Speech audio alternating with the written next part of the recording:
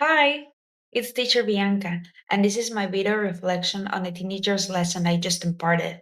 Since this lesson plan was designed for teenagers, I wanted to step forward and giving them vocabulary to build an experience from. So I chose the eating experience. So, for this particular lesson, the situation that the students were in was that they were already familiar with the content regarding foods, meaning the fruits, veggies, desserts, and junk food. Even they were familiar with drinks already. So, I took advantage of that integration and I decided to implement the integration of the content, meaning what they had already reviewed in previous lesson, then what I'm introducing them to in this particular one. And I've even mentioned the upcoming content that they were going to review later in later lessons. So this integrated the past, present, and future of the content of the vocabulary to create the experience, the eating experience. And the idea here was to take it into stages to like um make it more processable, like making it easier to learn and building an all around experience for them to set themselves in and to relate the situations, the everyday situations to the content that they were reviewing each one.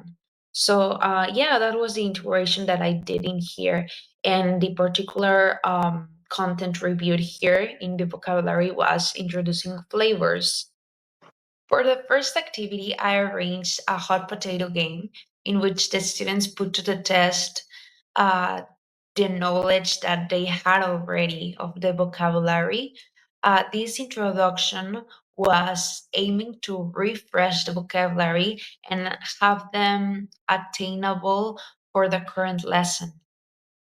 For the second activity, which was the flavors introduction, I brought food to represent each of the presented flavors to give them a reference of each one: spicy, salty, sweet, and sour, and encourage them to tell me about the translation that they thought each one had. This really helped them relate the flavor to the food and to uh, just get the meaning easier, and because it really is something that they see and they interact with every day. So I think that really seeing the food in there helped them create that scene better in their minds to acquire the vocabulary presented. For the production section of the lesson, meaning the last activity, I presented the Family Feud game in which they had to relate the food to the flavors by answering questions that were presented in the slides. Since the lesson was, in person, I couldn't use most of the tech tools that I usually have in my Zoom classes. And I thought this was quite beneficial to work on, since it's likely that most classes won't allow a ton of tech material, maybe because the students don't have their phones right there with them, or maybe the internet connection is not good. So I really wanted to focus the activities into participating, individually.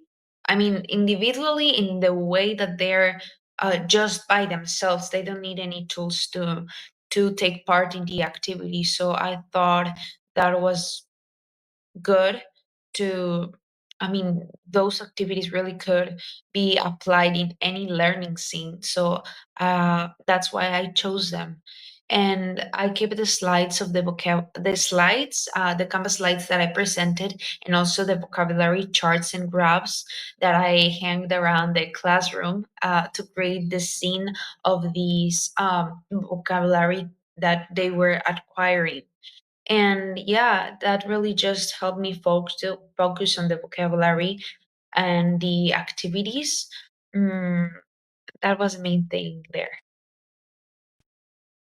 As the teacher, I presented a lot of difficulties to impart this lesson, and from this reflection, I'm learning a lot. I feel like the biggest catch was to coordinate students that were really not far from my age, These guys I asked to represent my students are my college classmates, and I'm 21, they're 19. So keeping the teacher role was quite hard since I thought they wouldn't take me seriously.